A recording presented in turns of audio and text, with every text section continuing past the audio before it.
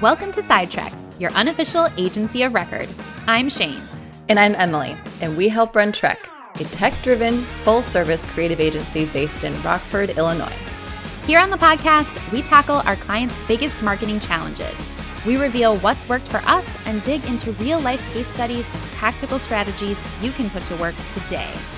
Curiosity is our compass, which is why we always start with a question. All right, today's big question is I only have 3 people on my marketing team. How can I maximize my resources? I love this question. I say that every time, but I really do like this question because we get it all the time from clients. And the conversation typically starts with, we need help because we're overloaded and we don't know what to do. And then it becomes, okay, what are the things that you actually need to do internally versus how can someone on the outside help? And then it becomes this conversation on how you maximize resources. So I love it. And it could be we only have 3 people, or it could be we only have 5 people, or it could be we only have 10 people. It's all relative based on the amount of work you are trying to get done in the time frame you have to do it in. Yeah. So this question came to us and somebody had 3 people specifically.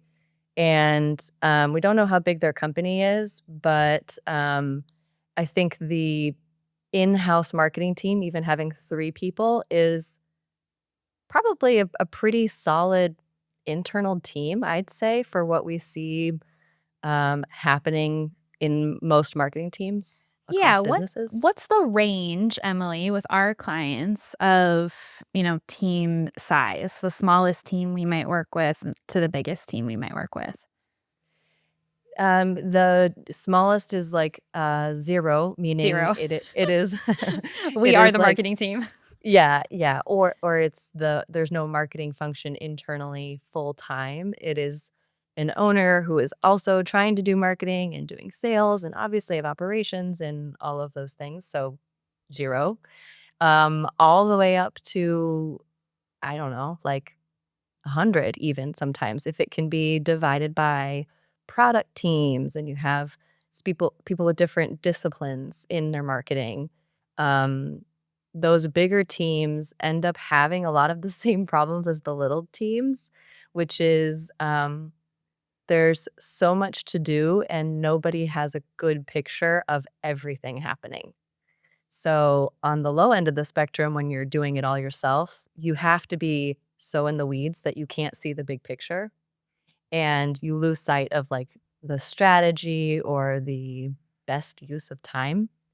And then on the larger side of things, everyone is so focused in their silo on their thing that they can often lose perspective on the overarching goal and how they all work together. Because ultimately, a marketing team should support the business. And we've talked about this in a previous episode. And so there needs to be a firm strategy and goal that everyone can work towards. So those are the traps that any marketing team of any size can fall into. So it's not that one is better than the other. No. And you think you would have more people, it would solve your problems, and it doesn't. You have different problems. And problems is a negative word, but you have different obstacles, Yeah. Different things to contend with. Yeah. But based on this person's email to us, we can infer by the fact that they said, I only have 3 people on my marketing team, that they feel like there should be more people on the marketing team. And they feel like there's more work to do than they maybe have the capacity for. So yes, this is a question that we get all the time. If you were part of an in-house 3-person marketing team, what do you think are like the basics that you would want to have covered? If you felt like we don't have the resources to do everything we want to do, what are the highest ROI things you would tell this team to focus on? Yeah. And I'm going to give you my first answer, which is what are the roles of the people and the way that they should function to execute work or to like get work done. And then I'll give you like what are the tactics or like the marketing things. I think the first is the roles. There needs to be somebody, like I said, who has the bigger picture, the strategy, the business objectives, and maybe that person is in rooms with leadership and conversations and can represent the work of marketing and get feedback. And maybe they're getting feedback from sales, but they're kind of a captain of the ship, if you will, that can help influence and correct or push forward, bolster in a way any the like the marketing strategy as a whole. And that sounds like just something that someone would do part-time, but really staying in it and monitoring and guiding is that's a lot of time to make sure it's Mhm. happening well and come up with new ideas and that kind of thing. So someone who is sort of the captain of the ship. And then you have your people, maybe somebody who actually has the tactical skills to do the work. So if you do a lot of print work, then you probably need someone who's heavy in the graphic design, has the layout and print experience and that kind of thing. If you do a lot of digital work, it's all digital. You probably need someone who's creatively minded but has technical skills and can work on the website things or that kind of thing.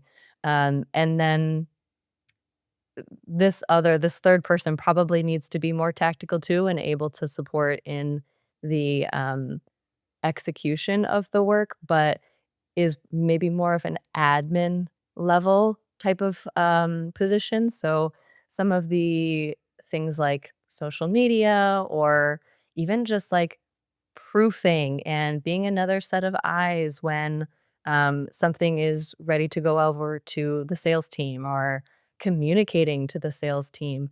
So like you have your person who's like getting feedback, driving the ship, but then on the other end, who's going to tell everybody the things that are happening or the promotions that are available or just that internal communications is another kind of good thing to help make sure that marketing doesn't get disconnected from the rest of the business. So kind of that third role is a little bit more like an admin, filling the holes, filling the gaps, stepping in to do some of that, yeah, more task-oriented work. What would you say? How would you break up the team? Okay, so you were thinking about it in terms of roles. And I mean, the roles can shake out in 100 different ways depending Yeah. on what you're trying to do. I think today, to be a marketer, at least one of those people needs to be like a systems thinker that understands how to work with data and can Mhm, manage a CRM.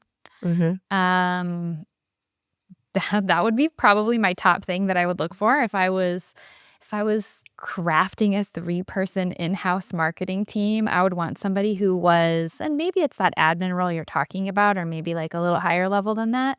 But somebody who's like in the CRM on the day to day and is making sure that automations are firing correctly, is designing new automations when there are new campaigns, is checking on kind of like all the things that are happening, like what is our intent data saying and what do we need to do about it?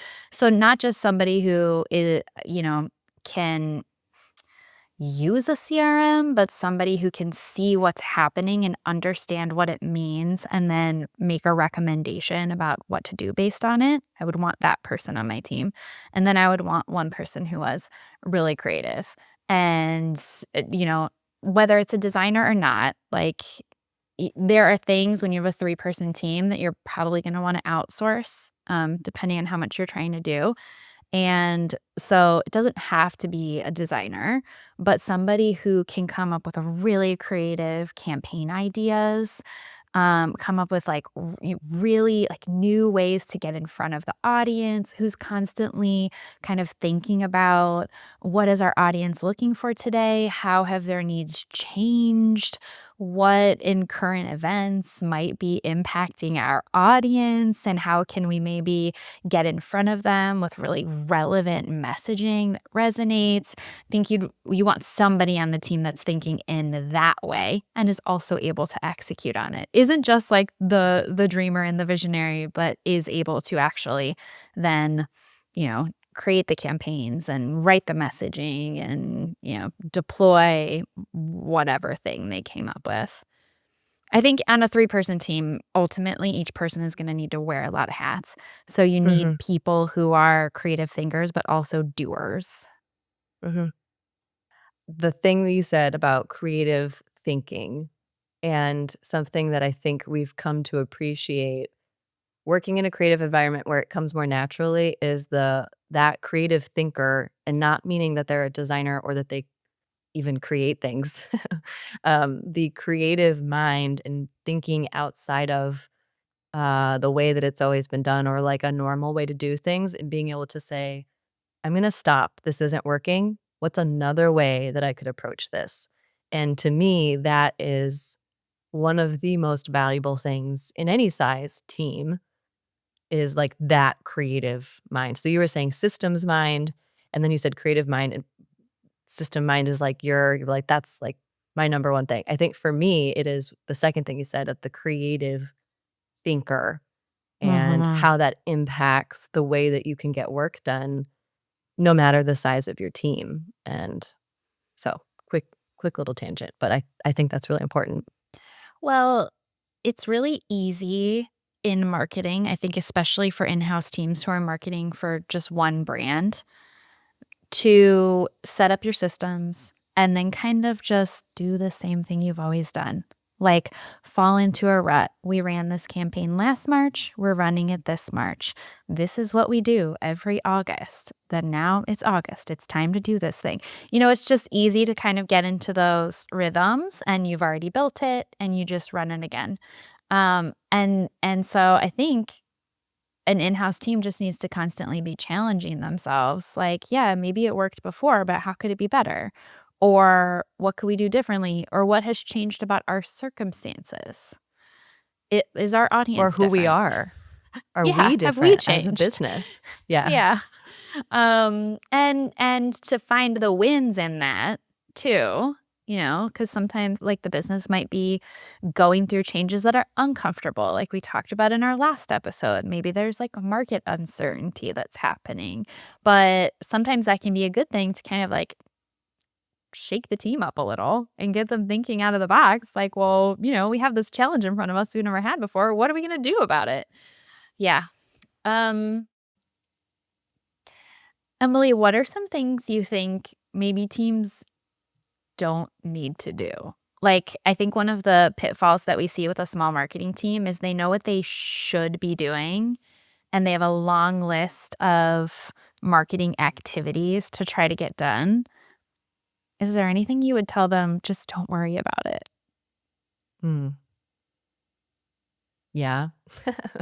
A lot. It would be again, it's one of those situations where, my answer is gonna be more specific and different to, the client, but first of all, the thing that we always tell people is you don't need to be everything to everyone. So if you don't know who your buyer persona is, who your target audience is, or even who your biggest customer is, like where is the most of your business come from, industry or person type or company type or whatever, start there and then work backwards. So, Mm. okay, I have this much time in the quarter to reach this goal. What's the best way to reach that group of people so I can actually move the needle in my business? And the what it comes down to in a lot of cases is they're only in certain channels. Like they're not on all 4, 5, 6, whatever platforms of social media. In more and more these days, we're seeing even less on the quote unquote traditional channels, Facebook, LinkedIn, Instagram, and more on channels like Reddit and YouTube and even just like ChatGPT, like people aren't, and I know that's not a social channel, but like more of the interactions and conversations are happening from a customer standpoint there. So if you're spending all your time staying current on social because that's something that you should do, which you do, you need to have a social presence. But if you're doing it on the wrong places, you're just wasting your time. You're not moving the Mm. needle, and it will feel frustrating. I think the same goes for any other channel. So if you are sending out a lot of emails, but like maybe your target audience are people who are on the go all the time and get 1,000 emails a day, so they're not going to read them. Like you should know that about your audience and figure out a different way to connect, deliver value to them where they are, and that'll just be a better use of your time ultimately. Yeah. So What maybe what would you for say? a marketing team that's feeling strapped, look at all the channels where you're trying to show up right now, measure how many, like if you're thinking about conversions, we're trying to get leads. How many leads did I get from each of these channels in the last year? And then also look at the lead quality. So, where did our best leads come from? And then maybe you'll find there are some channels you can cut.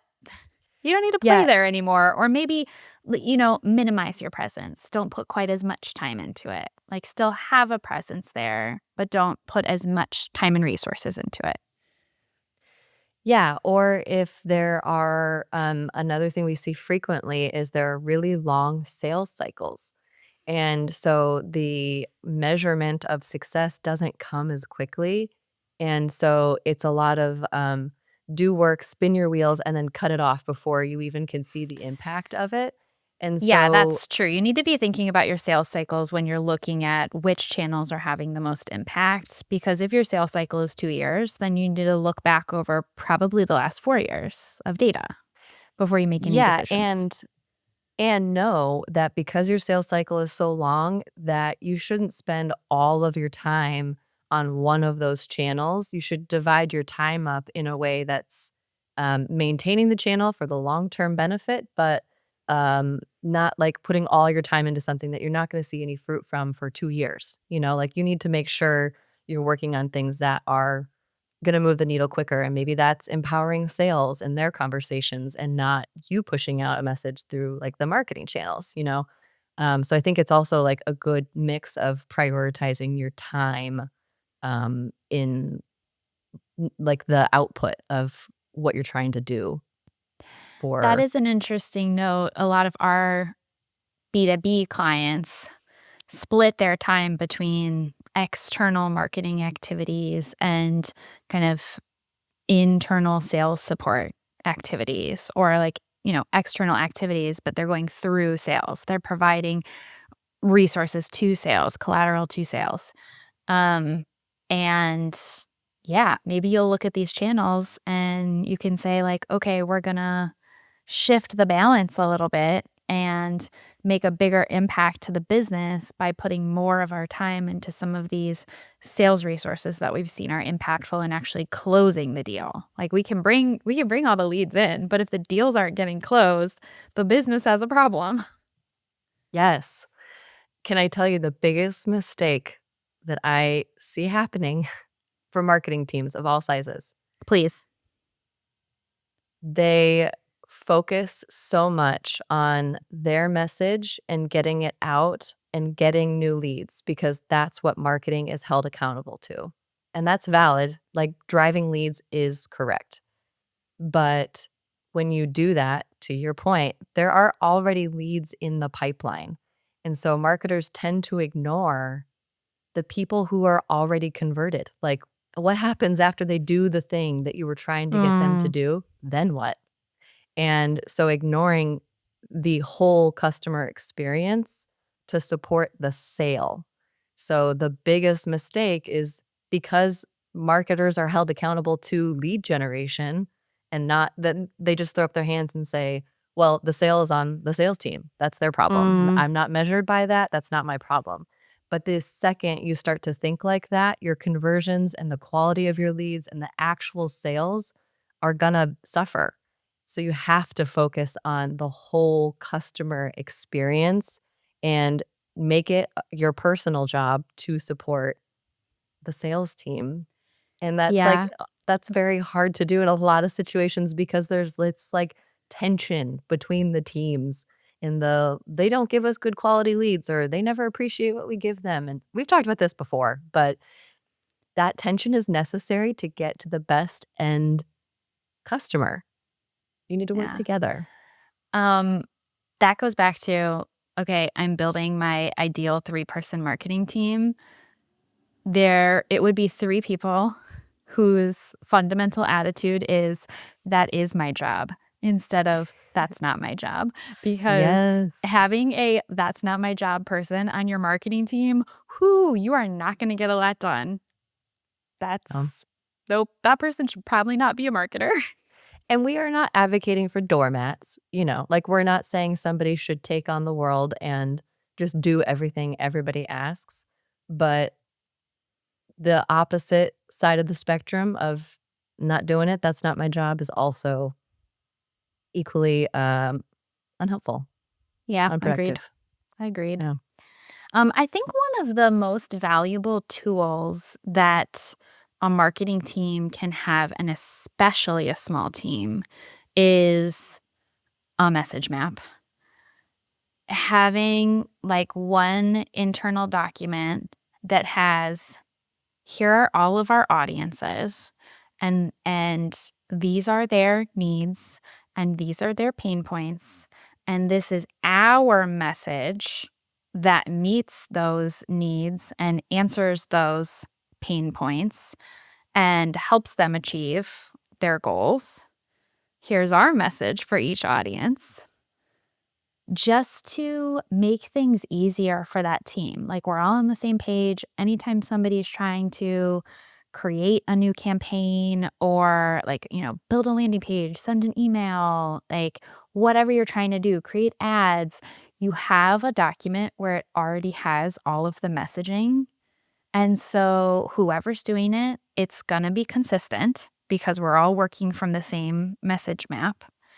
And you don't have to, like, reinvent the wheel every time. So it just makes it faster and easier to create new campaigns, because even though the campaign messaging is gonna be different with each campaign, like, whatever the tagline is gonna be different. It needs to contain the kernel of that message to that audience, and even just to remind you, like, "Oh, yeah, who am I talking to in this ad campaign?" Just to kind of get you thinking that way. Just makes it that much faster and easier to get work done and keeps people on the same page. So, big team or small team, I would say highest ROI thing you could do right off the bat is create a message map. You said the phrase that was going through my mind when you were talking was, "You don't have to reinvent the wheel every time." And I think to your point, like, it makes you more efficient, but if you want to do really good quality marketing, not just do marketing because you checked the box because that's your job, you showed up and you did it, but to do really good marketing that resonates, that, drives the sale forward and feels timely, it has to resonate with your end buyer, the person that you're speaking to. And so frequently internal teams, especially when they're small, like a 3-person team, it's somebody just trying to crank out stuff as fast as they can. And so they end up doing a lot of copying and pasting of things. Oh, we did this over here, so let's do it over here without the mindset of like, who am I talking to? Like your point. And I think that like separates good marketing from just like okay marketing. And maybe I'm biased because I'm a marketer, but you can tell, especially in the B2B space, when somebody has really thoughtful marketing, like let's just say you go to their website and immediately you can understand what they do, who they're trying to speak to, how is relevant for you or not relevant for you immediately. And then when maybe you fill out a form and you download something from them or you get in contact with them, the email that you get afterwards and the tone of that email matches the experience from the website. And then you feel like you're continuing to interact with this consistent brand that knows you.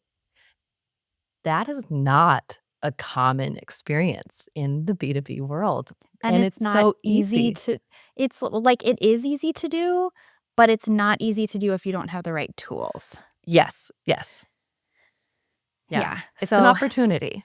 yes. So starting with the right tools, then it becomes very easy to do. But it's also really easy to get Yeah. wrong.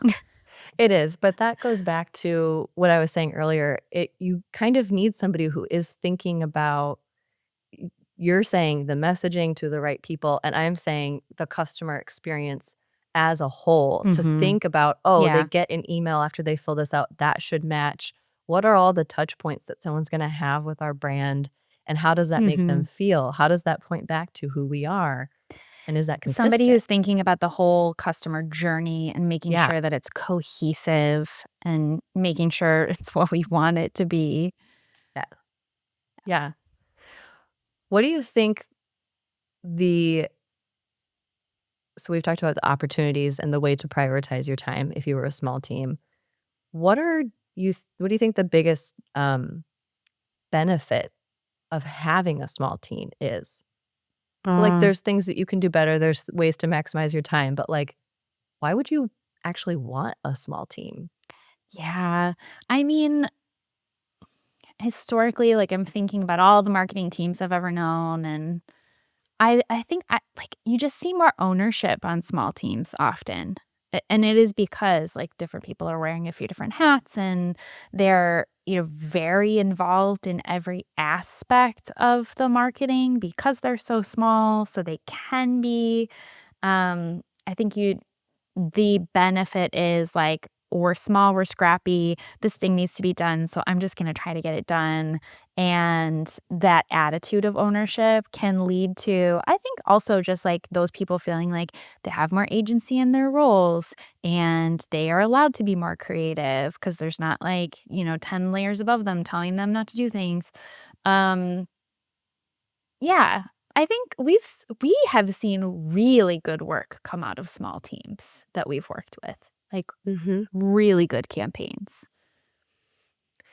I think you get ownership like you're saying and also expertise Mm. in the business that is not easy to share across a lot of different channels and not channels, but teams, silos. Like if you have a really big team, then everyone kind of has their own little piece of the pie and it's not easy to work together.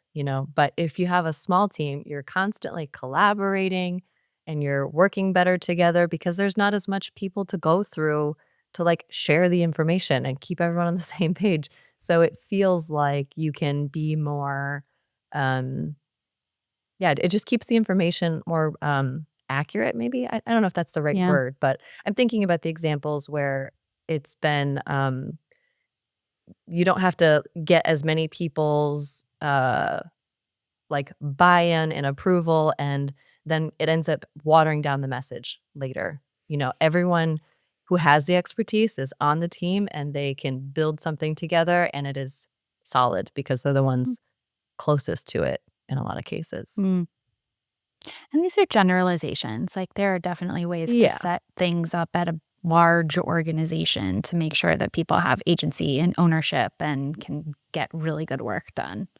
Yeah, we're talking in But extremes here. yeah, but just because you're a small three-person team does not mean that you're necessarily at a disadvantage.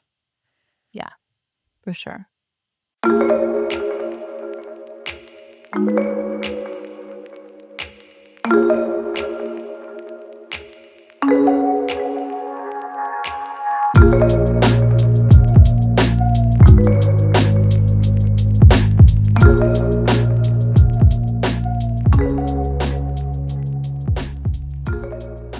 All right, for problem solved, we have Madison Broody, our senior account manager, back with us.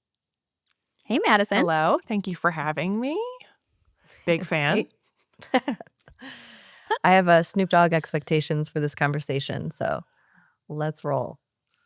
Sounds good. If that doesn't make sense, go back and watch Madison's episode from season 1.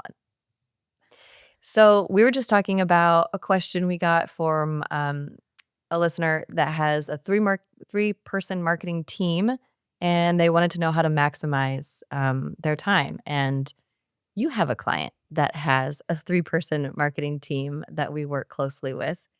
Tell us a little bit about the ways that you've seen them succeed and how we can help them, how we work well with them, the wins that they've had. Yeah, it's definitely possible to get a lot of output from a smaller team of that size. This is from a larger corporation. They have many, many products.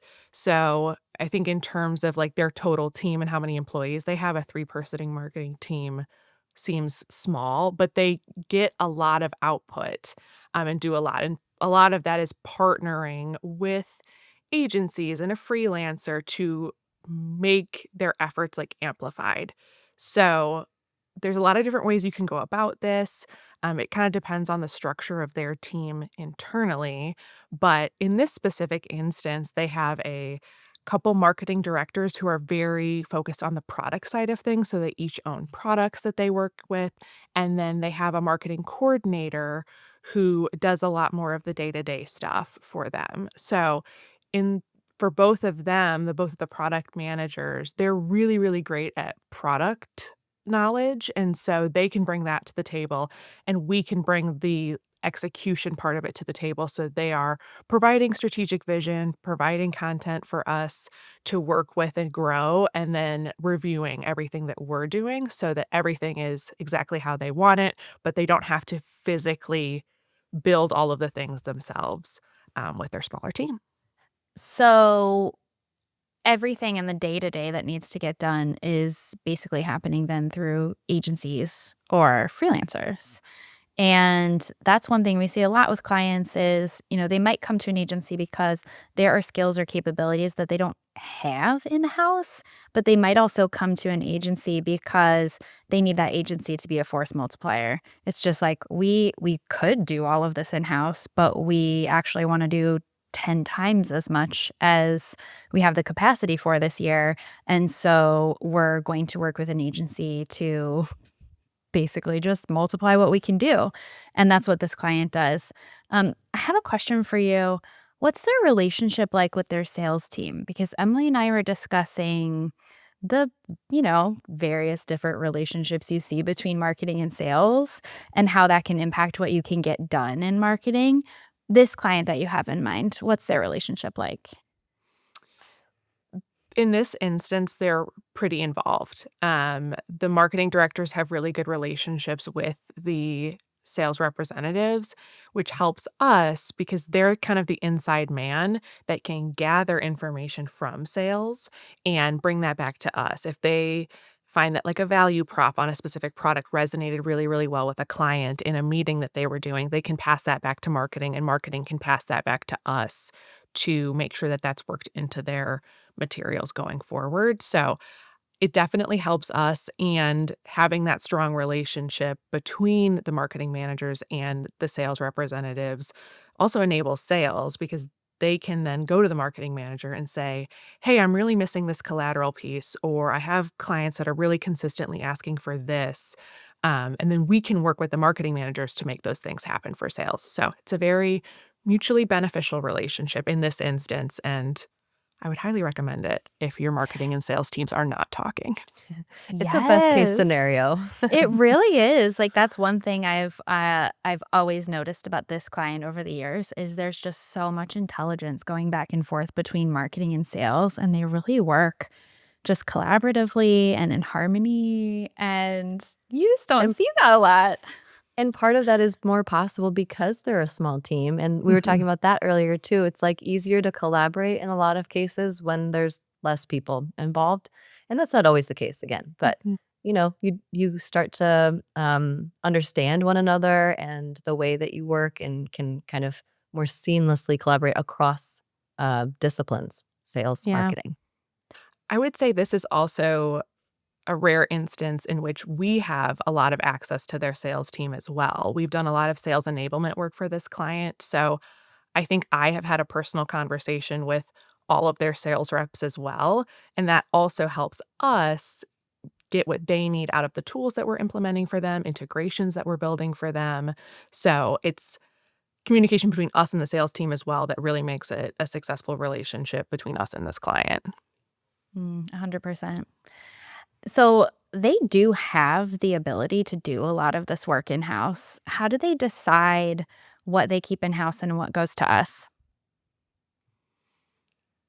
This is something that comes out of our annual planning session each year. We kind of Mm. outline all of the things we want to do for the year, all of the objectives, and then really divvy it up based on skill set, desire to do things is sometimes a factor as well. If there is a task that a marketing manager really just doesn't feel comfortable with, doesn't like doing, does not bring them joy, does not feel like they're adding value in this area, that's a perfect thing to hand off to your lovely agency to handle. So yeah, it's really just where the skill set lies, what they have time for, and don't have time for, and then where we can really bring our, little extra oomph to projects as well. The things that we're really good at. Mm. Outsource or not? Does it spark joy? I like that. Does this spark joy? No, I'm going to Well, outsource give it. it away. Well, problem solved. Problem solved. Thanks for joining us, Madison. Thank you.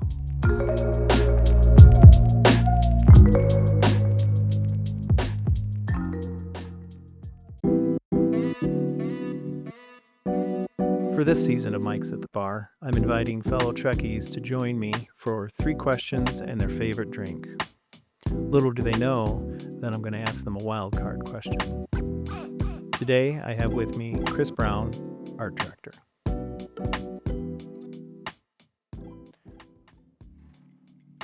Thanks for joining me, Chris. Here we go. You ready? Yeah. Question number 1. When you first start a new project, what's the first thing you do? Sketch, mood boards, or panic? Knowing myself, there's a little bit of panic regardless. And it kind of depends on the client, I love sketching. I love going home at the end of the night and think about stuff when I'm not on the clock and, putting the floor pillows down and putting a record on and just sketching some stuff out in my notebook or on my iPad. That always helps, and I do that regardless. Mood boards can be helpful, but you got to be careful with them, I think. They're a little sticky. I think they're very helpful for the designer to establish like a broad theme, a look, feel, a vibe. But I also think that clients can kind of get stuck with some of the images that you include. It's initial, concepts of your project, and it may not be right. It's kind of what you're thinking at the time. Okay. Next one. Yep. As an art director, how do you balance your own creative vision with making sure everyone else's ideas still shine? This is a work in progress. I think it's difficult to balance. I think we have a very close-knit group and we're very independent. And I think we're efficient with critiques and feedback. It doesn't take too long. I personally like being heads down, but when it comes to conceptual work and brands and logos and stuff like that, I think some directives are good, some open-ended comments to when you stare at a logo that you're working on for days on end, and sometimes you forget to step back. And your coworkers, your colleagues, your art directors, whatever, can be very helpful in that manner, I think. Just kind of bringing up different views, different perspectives, and maybe some different options that might make you think a little bit different. Awesome. Okay, here we go. If you could art direct any brand or event, no limits, who's on your dream list? Cracker Barrel. I'm just kidding. Let's see. It would probably be something I'm interested in, some of my hobbies. That would be, I don't know, I like sport fashion company. Like Adidas has a really cool golf line. I golf a lot. Their originals and their throwbacks are timeless. I think that would be a lot of fun. I love their photography. I love their video. And they have anything from skateboarding to, casual to high-end basketball stuff. And another one would be, it would be great to be a brand manager or director for like a brewery or a spirits company, I think. There's some really cool stuff in can art and campaigns. Campaigns open your world up a little bit to more creative freedom, I think, instead of being, so corporate and limited with what you can do. Beer and sports is good. Sports is what Yeah. I think about. I think the PGA Tour needs a revamp, a refresh. They've been in some competition with this new Saudi Live Golf League, and I think they could benefit from a little refresh. Also, I love the Packers. I would love to work for the Green Bay Packers, and I think whoever is doing their brand, their marketing right now is pretty good for a sports team. I love it. I follow it, but I think I could do a little bit better. And as a Bear fan, I appreciate about Bears and Packers, the amount of history and nostalgia with those that you can pull and grab inspiration from, which are really good. Absolutely. Thank you, Chris. But you're not done. Thank you. You're not done. I got a wild card question for you. I hope it smells. Wild card question. Grab a question from Grandpa's can, pull it out, don't look at it, hand it to me. That is Grandpa's can. It's like my dad's pipe collections. Actually, I'm going to read it to you. Oh, sorry. Okay, here we go. What is an oddly specific hill you would die on? Like pineapple belongs on a pizza. That's it. Level of comment. That's it. Yeah, that's your commitment to that one? It has been historically. When did you first try pineapple on pizza? As a kid, junior high probably. Yeah. Like student council lock-ins or just school functions and stuff, and decided to be bold, but I loved it. I mean, it's that perfect sweet complement to something salty and spicy. I think it's perfect. I think more people are appreciating it around here too. Yeah. Awesome. Thanks, Chris. Thank you.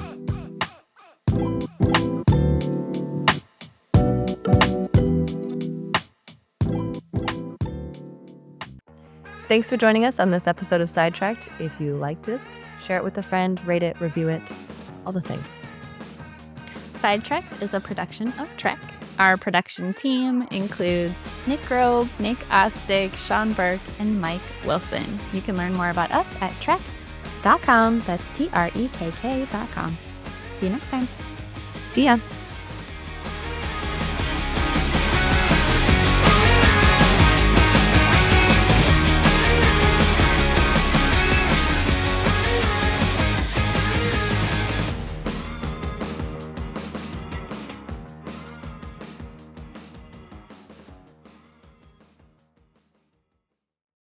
Emily, one more thing. Tell me. When we were in Rockford last week, I got a chance to go to the Laurent House, which is a Frank Lloyd Wright house in Rockford. Have you ever been? Oh, no. That sounds amazing. It is awesome. And I highly, highly recommend it. Next time you're in Rockford, book a tour. You will not be disappointed. Amazing. Doing it now. See ya. Bye.